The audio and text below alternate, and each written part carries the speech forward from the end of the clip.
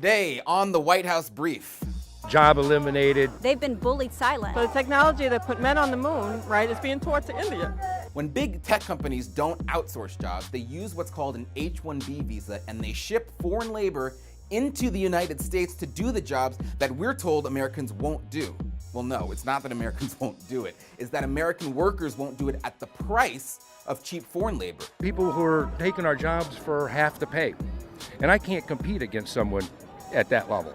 So big tech companies like Apple and Google, they fire qualified American workers and then they ship people in from India to do it at a fraction of the cost.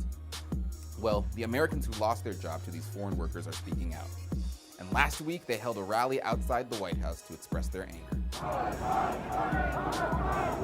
Tell us why you're here, what you're protesting, and kind of what happened to you. My company decided that they were going to outsource 220 of us. They outsourced to 2 Indian companies. Now, what they didn't tell us was that we were going to have to train the individuals coming over here. Why are you here at the You're Fired rally? I'm here because I got knocked out of a promising engineering career in 2001. And so your job was outsourced to whom?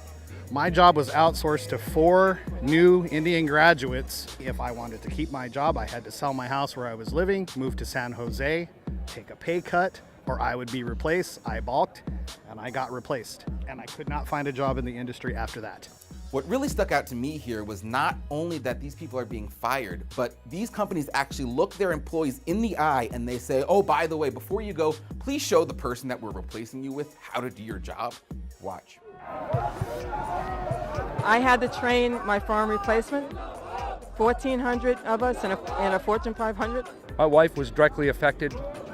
Had to spend 90 days training a replacement, who had no skill, to take her job at half the pay. Now, we're told that there aren't enough American workers, and that's why they have to bring them in, because we don't have enough. There's a lot of talent. There's a lot of talent here.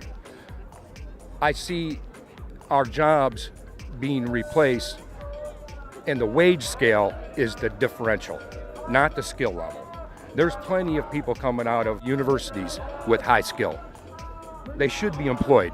Now, a lot of people will say that these policies are racist. What do you say to that?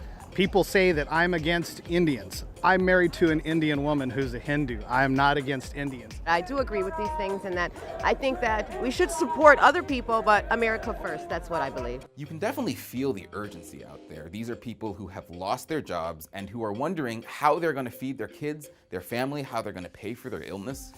And the politicians, well, they're more interested in working with the billion-dollar tech companies to get them cheap labor so they can make even more money. Trump promised to put American workers first during the campaign, and he needs to keep that promise to the people who put him in office.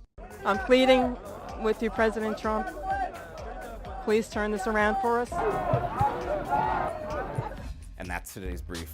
For more on this, please go to crtv.com, where you can watch Michelle Malkin Investigates. They did an episode on this. It's called H-1B Hell.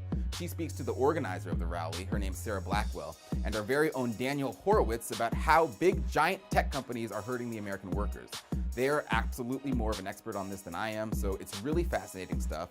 Some of it's shocking, and it's information you really can't find anywhere else. So if you haven't already, subscribe to CRTV at crtv.com, where you can watch this. Also, remember, you can follow me on Twitter. The name's Miller Stream, John Miller.